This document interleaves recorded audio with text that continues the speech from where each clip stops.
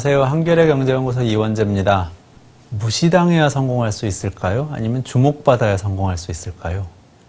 간접공격이라는 경영학 용어를 가지고 오늘 이 문제에 대해서 이야기를 해보겠습니다.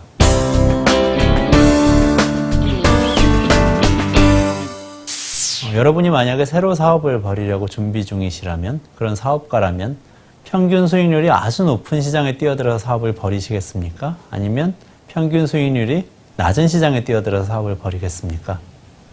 아주 단순하고 어리석은 질문 같죠? 그런데 문제는 그렇게 간단하지 않습니다. 평균 수익률이 높은 시장은 많은 사람들이 뛰어들려고 노리고 있기 마련입니다. 수익률이 높은 회사들은 또 먼저 자리를 잡고 있는 곳들입니다. 그만큼 경쟁이 치열해서 실패할 확률도 높습니다. 뛰어들어서 성공하면 큰 돈을 벌 수 있겠지만 위험도 그만큼 큽니다. 사실 남들이 이미 뛰고 있는 시장에 새로 뛰어들어서 돈 벌기는 쉽지가 않습니다. 아무리 성장하는 시장이라도 그렇습니다.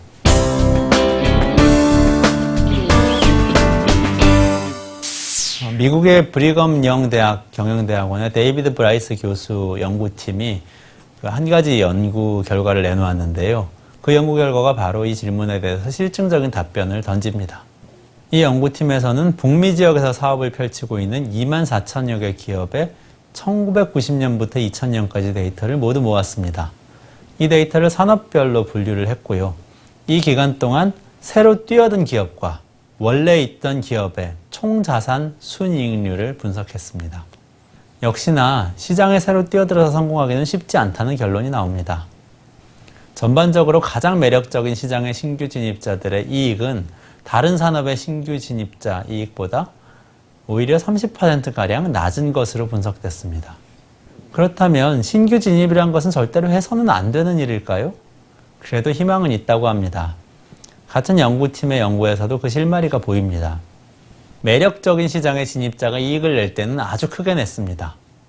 그게 바로 실마리죠.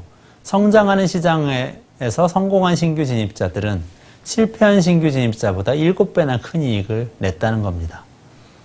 성공한 신규 진입자의 전략적 공통점은 대부분 간접 공격 전략을 사용했다는 겁니다.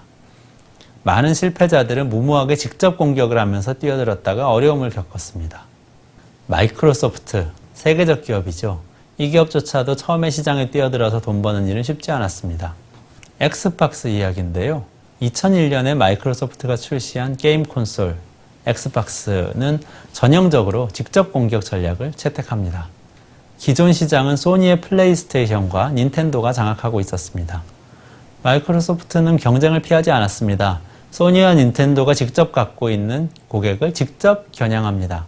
소니와 닌텐도는 맞대응을 할 수밖에 없죠. 마이크로소프트도 엄청나게 광고를 많이 해댔고 끊임없이 유통 채널을 확대해댔습니다.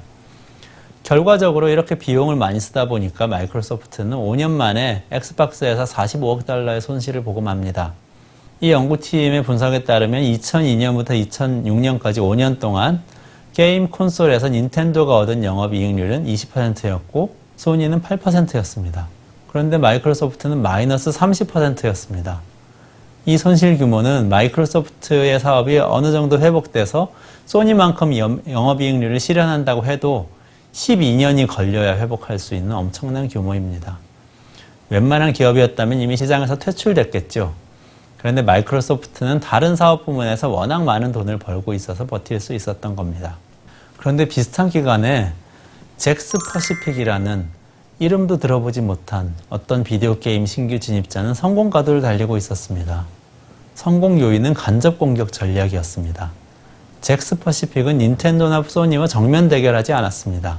대신 그들이 주목하지 않는 고객을 공략하는 것으로 시장 진입 전략을 짰습니다. 이 회사는 $20짜리 게임 컨트롤러 안에 간단한 게임을 심었습니다. 그리고 텔레비전에 연결하면 바로 즐길 수 있게 만들었습니다. 기존 게임 콘솔보다 10배도 안 되는 가격이었습니다. 게임을 좋아하긴 하지만 수백 달러씩 써가면서 게임기를 사기는 부담스러웠던 그런 청소년들이나 또 가끔 게임을 즐기기만 하는 어른들이 열광했습니다. 그런데 중요한 것은 닌텐도나 소니가 잭스퍼시픽을 두고 본격적으로 견제에 나서지 않았다는 겁니다. 저가 소비자들은 이들이 주요 고객으로 생각하고 있지 않았기 때문입니다.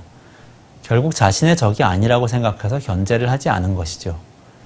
결과적으로 잭스퍼시픽의 매출은 2003년부터 2005년까지 연평균 25% 증가했습니다. 그리고 영업이익률도 약 15%나 됐습니다. 영업이익의 액수는 2003년 1,100만 달러에서 2005년 9,700만 달러까지 급증했었습니다. 물론 마이크로소프트는 자존심 때문에 간접 공격을 하기는 어려웠을 수도 있습니다. 장렬할 때 전사하더라도 소니와 닌텐도 같은 회사와 전장 한복판에서 한번 붙어봐야 된다. 그래야 주주와 소비자의 마음을 흡족하게 할 수 있다. 이런 판단을 했을 수도 있습니다. 이렇게 높은 브랜드 인지도가 때로는 부담이 되기도 합니다.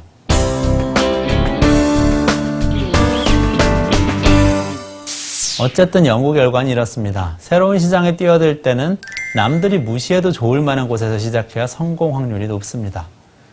때로는 겸손이 비즈니스 성공의 키워드가 되기도 합니다. 5분 경영학, 오늘은 여기까지입니다. 고맙습니다.